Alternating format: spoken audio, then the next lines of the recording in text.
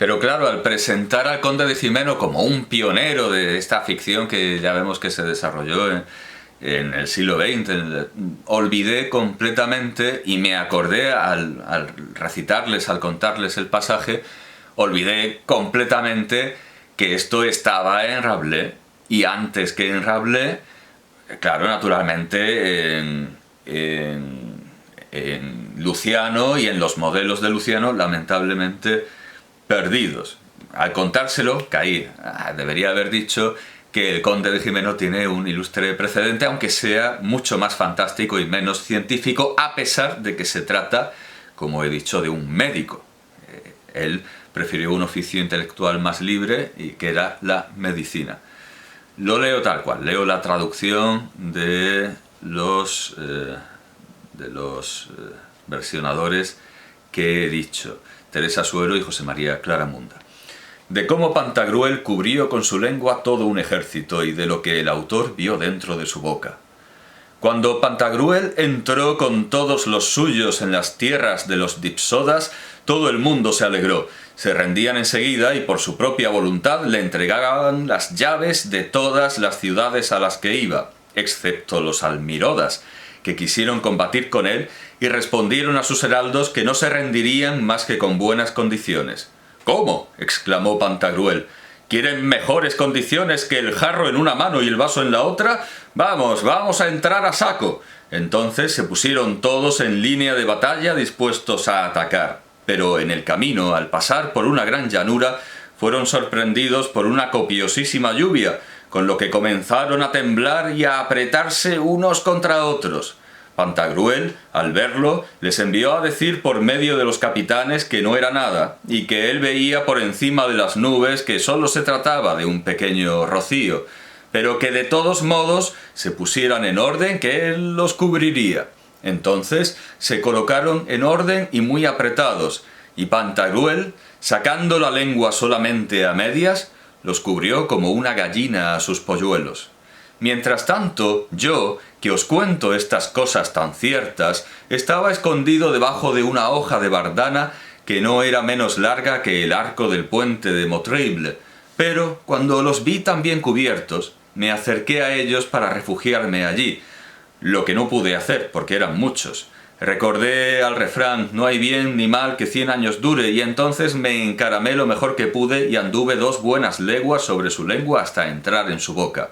Mas, oh dioses y diosas, ¿qué vi allí? Júpiter me confunda con su rayo trifulco cimiento. Caminando por allí como se camina en Santa Sofía de Constantinopla, vi grandes rocas, como los montes de los daneses, creo que eran sus dientes, grandes prados, grandes bosques y fuertes y grandes ciudades, no menos grandes que Lyon o Poitiers. El primero que me encontré fue un buen hombre que estaba plantando coles. Muy sorprendido le pregunté: —¿Qué haces aquí, amigo? —Plantar coles —me respondió. —¿Y por qué? ¿Y cómo? —Ah, señor —dijo—, ni todos podemos tener los cojones tan pesados como un mortero, ni todos podemos ser ricos. Me gano la vida con esto. Para venderlas las llevo al mercado de la ciudad que está aquí detrás. —¡Jesús! —exclamé—, ¿hay aquí un nuevo mundo?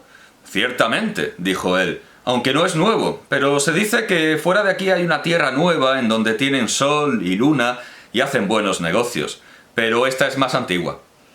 —¿Qué nombre tiene la ciudad a la que llevas a vender las coles? —dije yo. —Tiene por nombre Asfárago. Son cristianos y buena gente y os tratarán bien. En suma, decidí ir allá. En el camino encontré a un compañero que cogía palomas con red y le pregunté: —¿De dónde vienen estas palomas, amigo mío? —Vienen del otro mundo, señor. Entonces pensé que cuando Pantagruel bostezaba, las palomas entraban a bandadas en su boca, creyendo que era un palomar. Después entré en la ciudad, que me pareció hermosa, bien fortificada y con buen aspecto, pero a la entrada los porteros me pidieron la carta de sanidad, lo cual me extrañó mucho y les pregunté: —¿Hay peligro de peste, señores? —Oh, señor, se mueren tantos por aquí que el carro fúnebre corre por las calles. —¡Santo Dios! ¿Y dónde?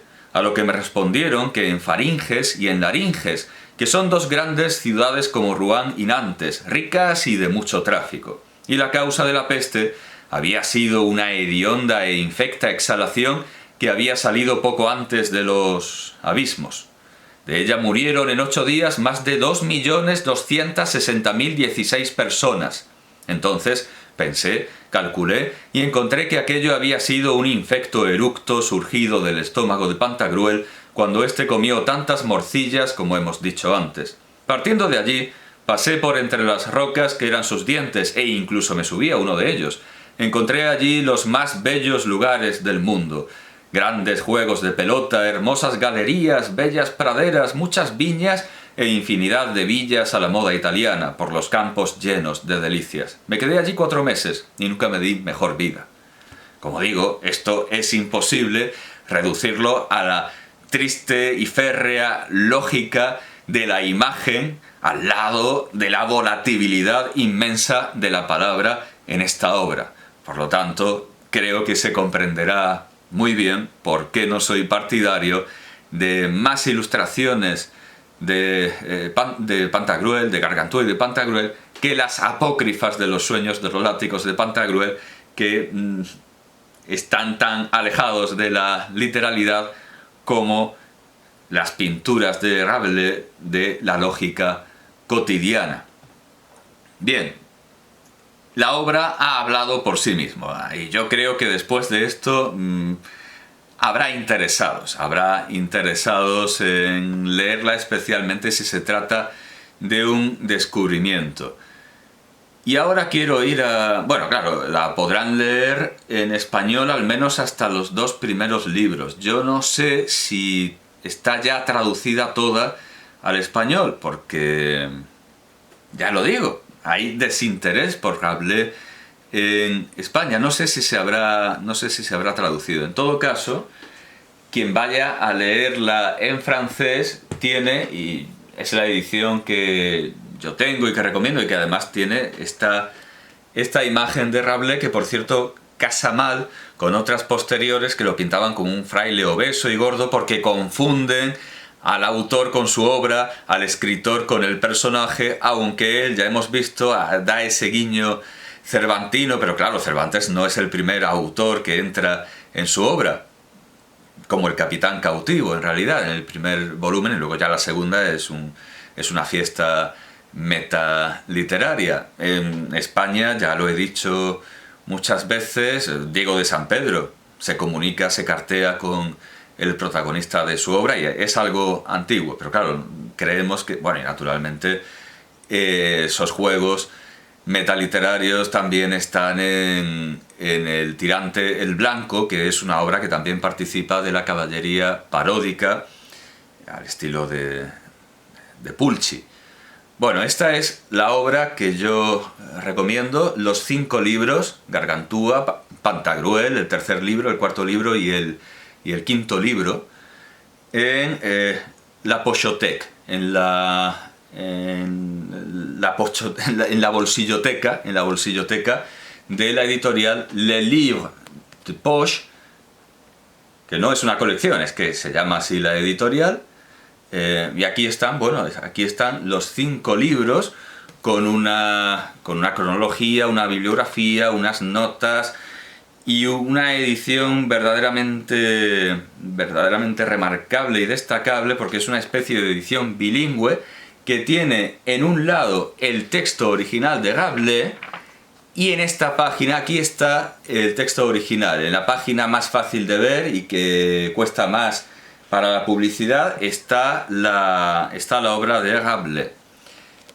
Y en la página más barata para publicidad y que más cuesta ver, que es esta, hay notas. Hay tanto que anotar que una página es de texto y otra de notas. Hay prefacio, naturalmente, y hay apéndices.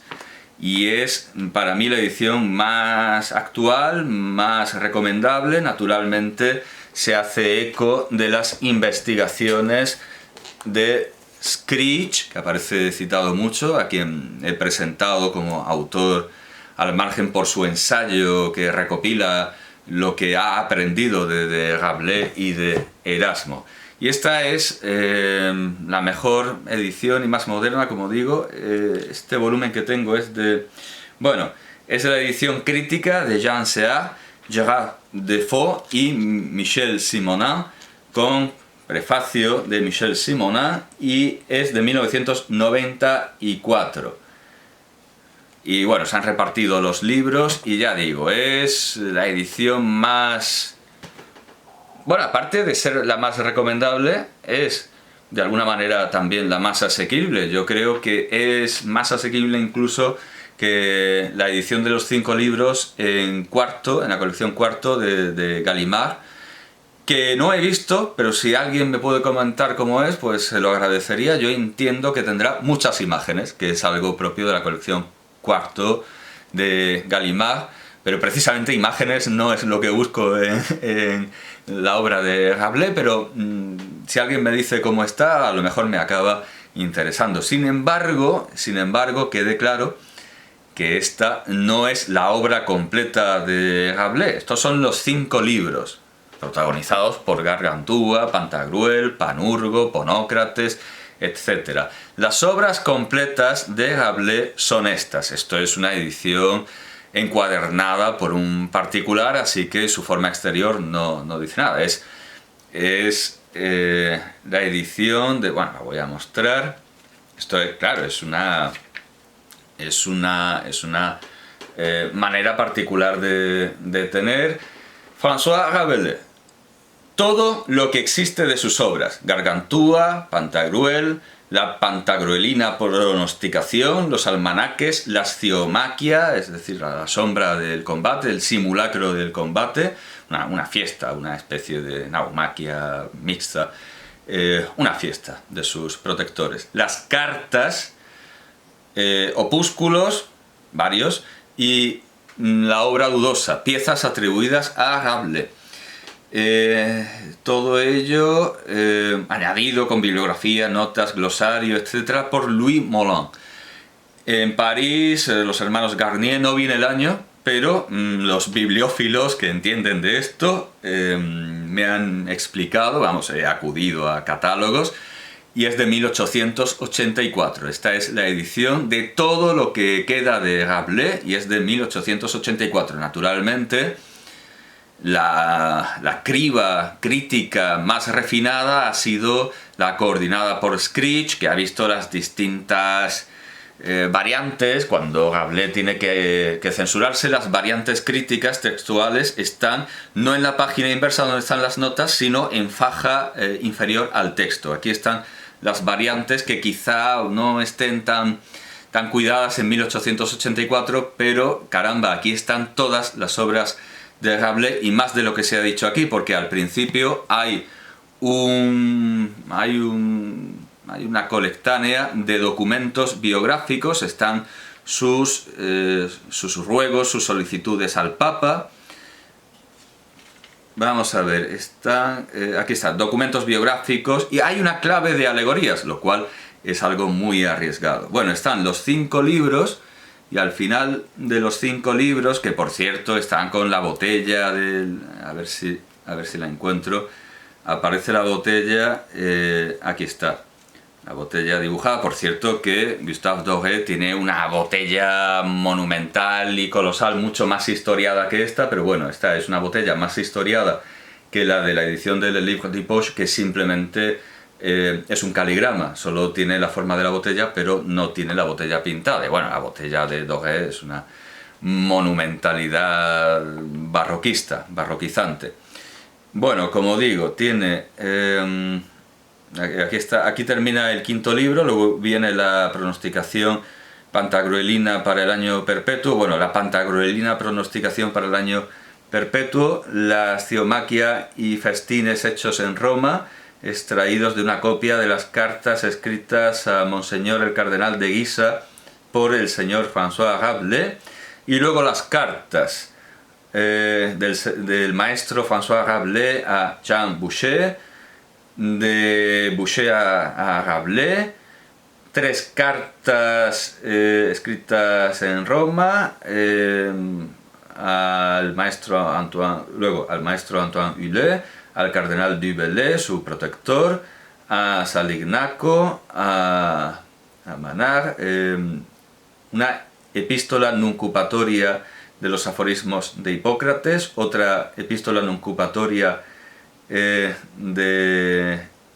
las ruinas de la veneranda antigüedad, o ruinas de veneranda antigüedad, una epístola nuncupatoria de la topografía antigua de Roma y un epigrama sobre la salsa garo de los romanos. Luego están las piezas atribuidas a Rabelais, la epístola del Lemosín de Pantagruel.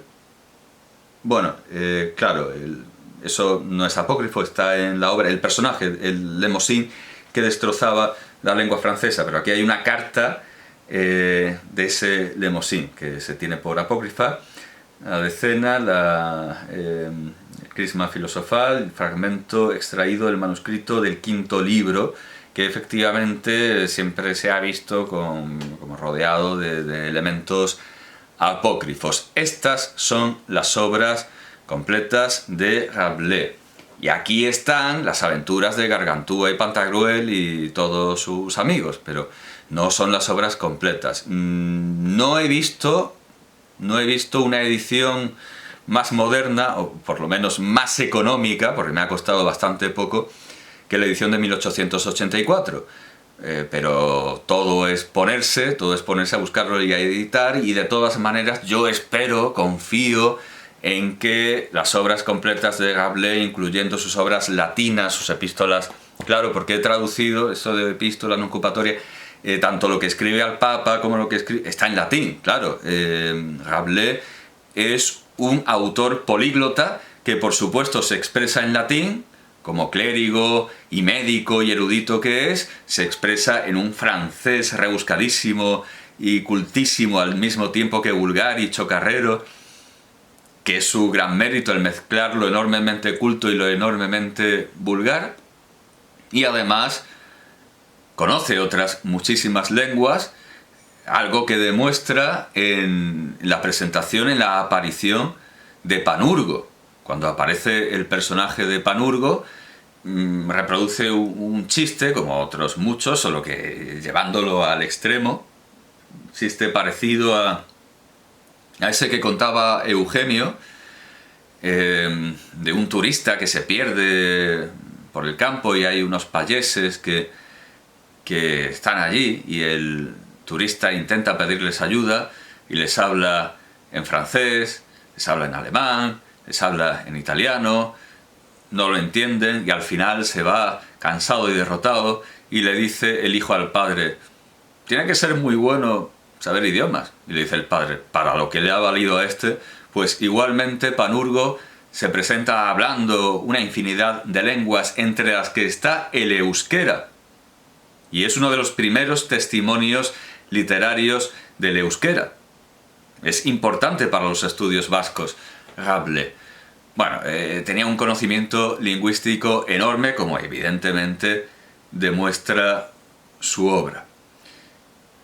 He presentado los libros, ahí están los libros. Si de momento solo se puede contar con la edición castellana, yo creo que por lo menos para mis estudiantes ya está bastante, está bastante bien. Que mis estudiantes se lean el Gargantúa en español, en una buena traducción, ya es más que esperanzador, muchísimo más que esperanzador.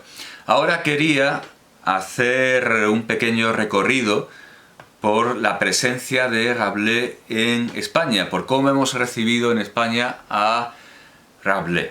En principio ya he dicho que no llega a España porque todos convienen que su picrócolo es nuestro Carlos V, cuyas empresas universalistas, incentivado por sus patronos, Rabelais desprecia absolutamente, así como al Concilio de Trento. Aquí hay cierta cortedad de miras, sin duda alguna, muy poco católica, muy poco universalista, muy poco católica, pero es que Rabelais está influido por sus protectores, por el rey Francisco I y por el cardenal du Bellay, que está, como dice Screech, viéndolas venir y planteándose cortar con Roma como Enrique VIII y como tantos otros, y como Lutero y como tantos otros. Entonces, du Bellay, que está ahí frío, tibio y más que tibio, frío ante Roma, lo que no priva al cardenal de todas las fiestas y todos los beneficios romanos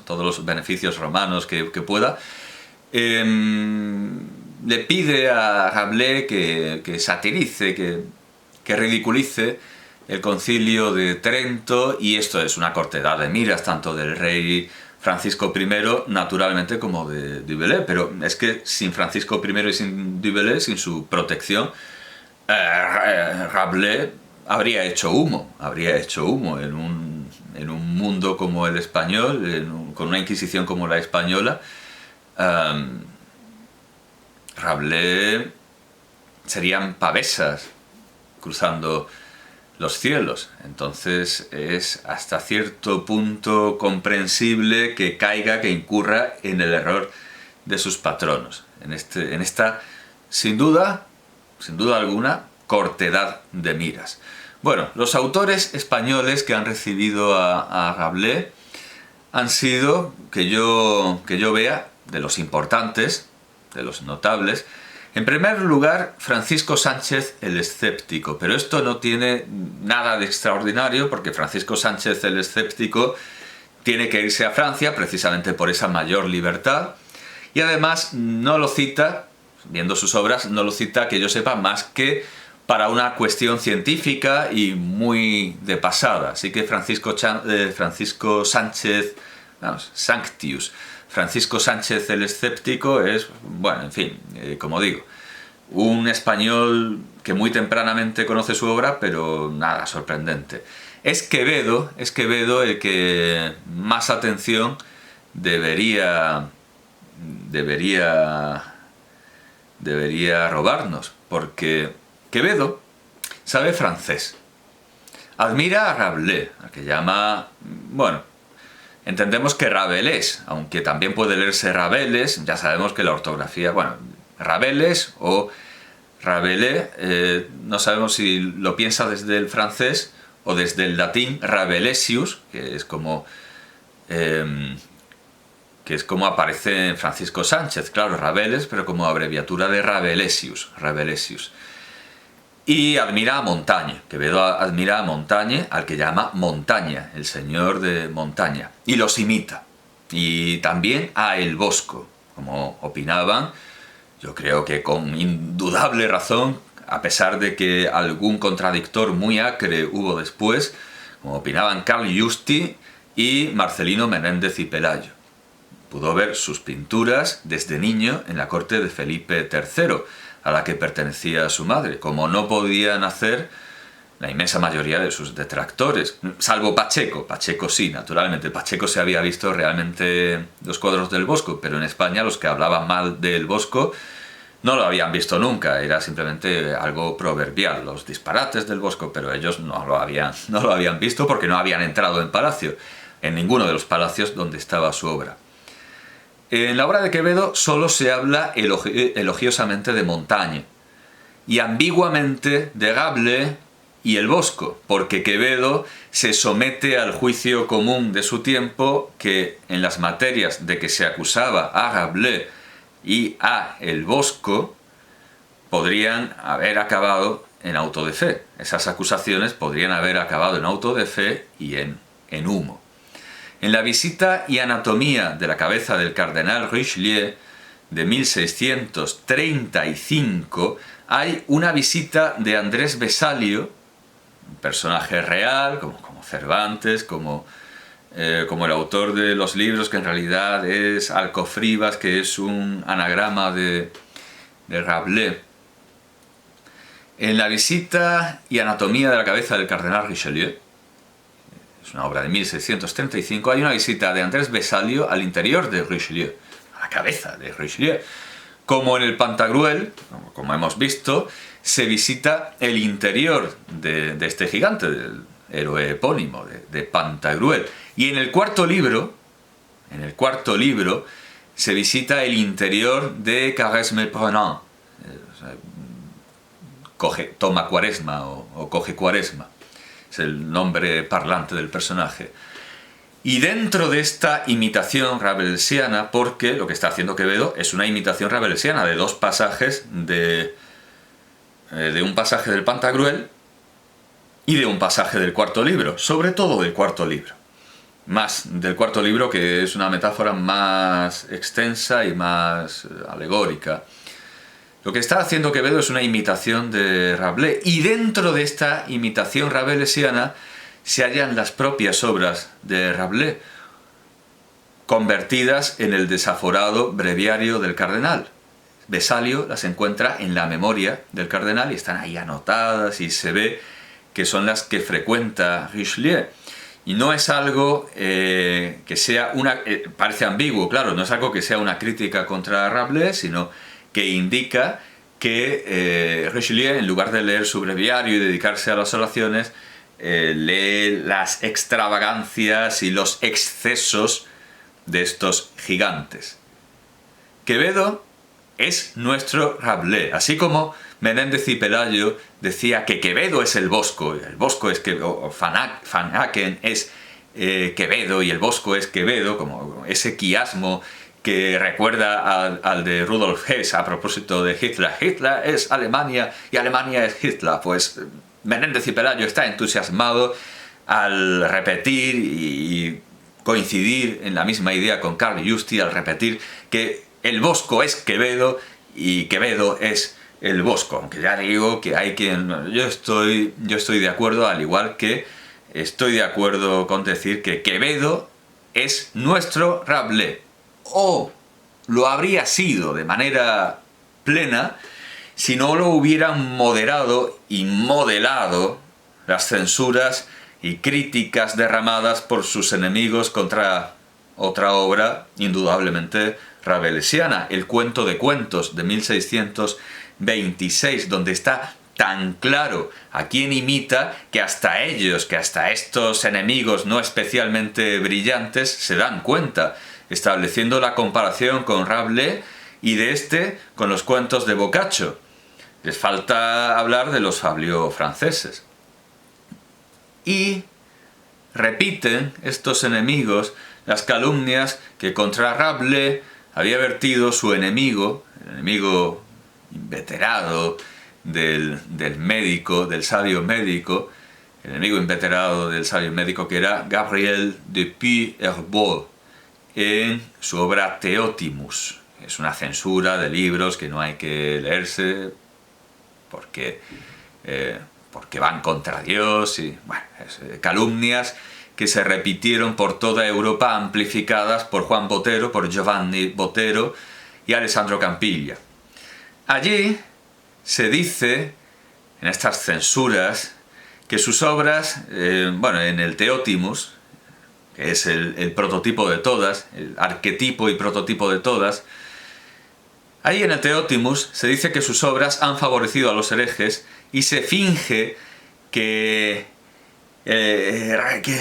Rabelais se formó en las tabernas y no en el convento y los estudios de medicina, como realmente fue. Al igual que Erasmo, Rabelais fue un religioso regular a quien la regla se le hizo muy dura y pidió ser relevado para poder dedicarse a oficios con más libertad de espíritu e intelecto, lo que explica su regla de los telemitas al final del Pantagruel, que Baroja traduce como haz lo que te dé la gana. Una regla que tiene como precedente el mandato de San Agustín, ama y haz lo que quieras, y que fue imitada siglos después por el mago Aleister Crowley. Eso sí, los censores españoles, en esta imitación, esta repetición infinita de la calumnia del Theotimus, que pone juntas las obras de Rabelais y de Marot y dice que ambas son perniciosas, peligrosas para la religión, que han favorecido a los herejes, los censores confunden a Clément Marot con su padre, Jean Marot, es decir, no tienen ni idea de lo que están hablando, no han leído ni a Rabelais ni a Marot, pero son muy malos y son muy útiles, más que malos son muy útiles para condenar a Quevedo y a alguien a quien le tienen envidia, moderarlo, convertirlo en lo que ellos quieren, castrarlo y caparle la imaginación, porque esa imaginación se les hace insoportable. El propio Rabelais tuvo que autocensurarse por orden y obra de sus protectores, tanto el regio como el cardenalicio, y ahí están las variantes textuales